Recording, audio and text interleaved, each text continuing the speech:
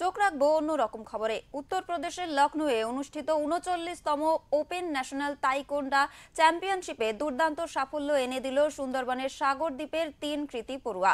গঙ্গাসাগরের প্রশিক্ষক গৌতম দেবনাথের তত্ত্বাবধানে তাইকোন্ডা প্রশিক্ষণ নিয়ে সাগর দ্বীপের এই ৩ রত্ন সঙ্গীতা পাল, রিয়ান্না মাইতি এবং অনুভব মাল জাতীয় স্তরের এই প্রতিযোগিতায় অংশগ্রহণ করে। তাদের কঠোর অনুশীলন এবং আত্মবিশ্বাসের জোরে এই ৩ জনের ঝুলিতেই এসেছে স্বর্ণপদক এবং ৩ জনেই সিলভার পদকও অর্জন করেছে, যা তার ব্যক্তিগত সাফল্যে নতুন মাত্রা যোগ করেছে।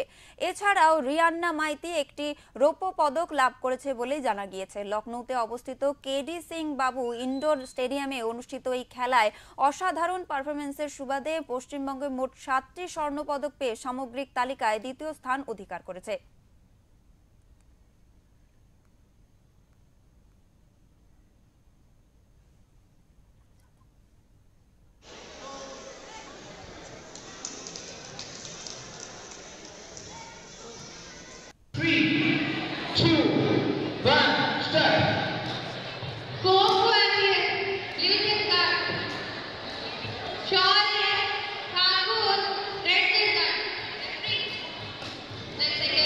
খেলাটার নাম হচ্ছে তাইকোন্ডো।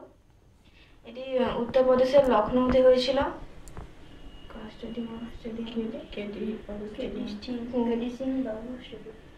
কেডি সিং বাবু স্টেডিয়াম হলে ওইখানে এটি হয়েছিল। আর পরিবারের লোক এবং স্যারকে নিয়েই আমরা গিয়েছিলাম। ওখান থেকেই 3টে মেডেল অর্জন করে নিয়ে আসতে পেরেছি। রাজ্যের মধ্যে হুগলি 4টি এবং দক্ষিণ 24 পরগনা জেলার গঙ্গাসাগরের এই 3 কৃতী শিক্ষার্থী 3টি স্বর্ণপদক পেয়েছে।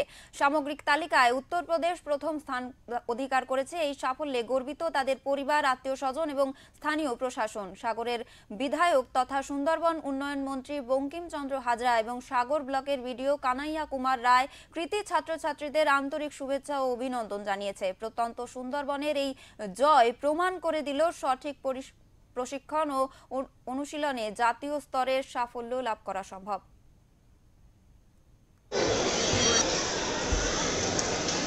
অ্যাকচুয়ালি এই খেলাটা হচ্ছে মূলত কোরিয়ানের দেশের খেলা। বর্তমানে আমাদের এই সামাজিক প্রেক্ষাপটে দাঁড়িয়ে মেয়েদের সেলফ ডিফেন্সের ক্ষেত্রে এটা খুবই উপযোগী। এই বিচ্ছিন্ন দ্বীপের মধ্যে দাঁড়িয়েও আমাদের রাজ্যের প্রতিনিধি হিসেবে ওরা লখনৌতে গিয়ে ন্যাশনাল 39 ওপেন ন্যাশনাল চ্যাম্পিয়নশিপে তারা অংশগ্রহণ করেছে।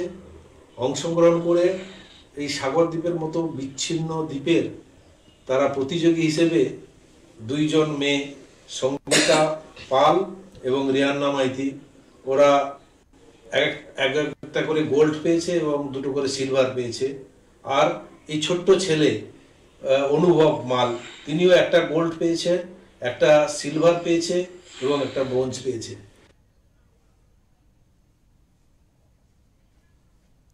দক্ষিণ 24 পরগনা থেকে শুভজিৎ দাসের রিপোর্ট, ওঙ্কার বাংলা।